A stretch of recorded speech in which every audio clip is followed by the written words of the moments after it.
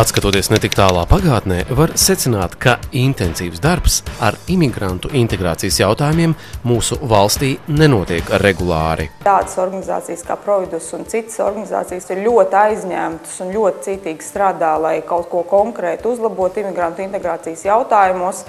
Un tad atkal ir tāds sarbrīdis un caurums, kad mēs gaidām nākamo iespēju strādāt, un ļoti retas organizācijas var atļauties strādāt tā patstāvīgi, regulāri.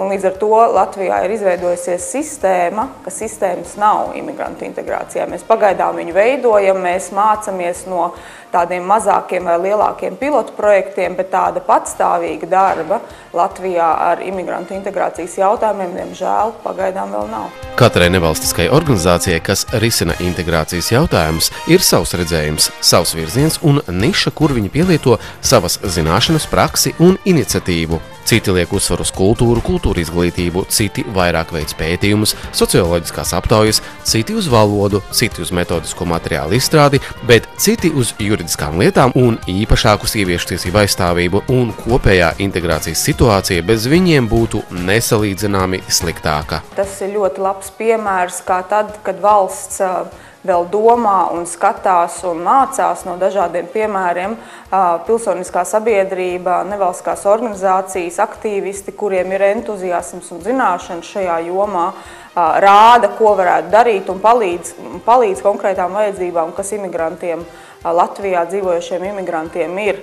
Mēs arī, protams, palīdzam valstī saprast, ka ir jābūvē tā sistēma, palīdzam to sistēmu arī veidot caur savu darbu.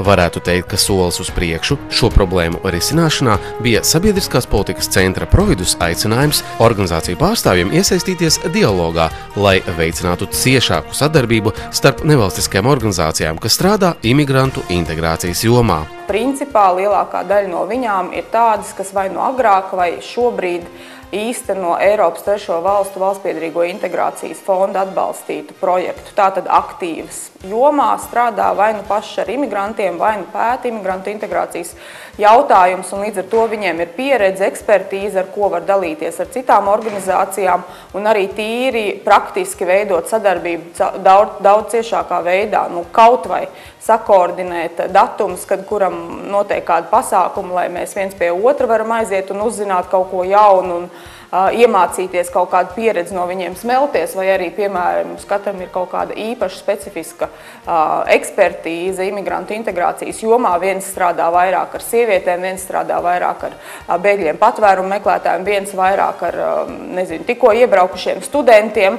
Tad mēs zinām, ka, ja mums ir vajadzīga tāda ekspertīze, mēs zinām, kur piezvanīt un kur varētu šīs zināšanas smelties. Un arī, protams, tas mērķis ir domāt kopīgi, ko tā ne tikai savā mazajā lauciņā izdarīt, bet arī valstiski palīdzēt valsts institūcijām domāt vairāk par imigrantu integrāciju un šos nepieciešamos uzlabojumus arī izdomāt. Dialogā, kas risinājās 8. martā, piedalījās 14 organizāciju pārstāvji, un no šīs tikšanās tika gūts daudz labāks ieskats iesaistīto nevalstisko organizāciju darbībā, kā arī kopīgi tika nolemts, kuri ir aktuālākie jautājumi, kurus jācenšas kopīgi risināt sadarbībā ar valsts institūcijām, panākt regulārāku darbu integrācijas jomā un nodrošināt imigrantiem kvalitatīvāku informāciju, kas atbilst viņu vajadzībām un viņu valodas zināšanām, tā izskaitā kontaktus nevalstiskajām organizācijām, kurās iespējams saņemt palīdzību.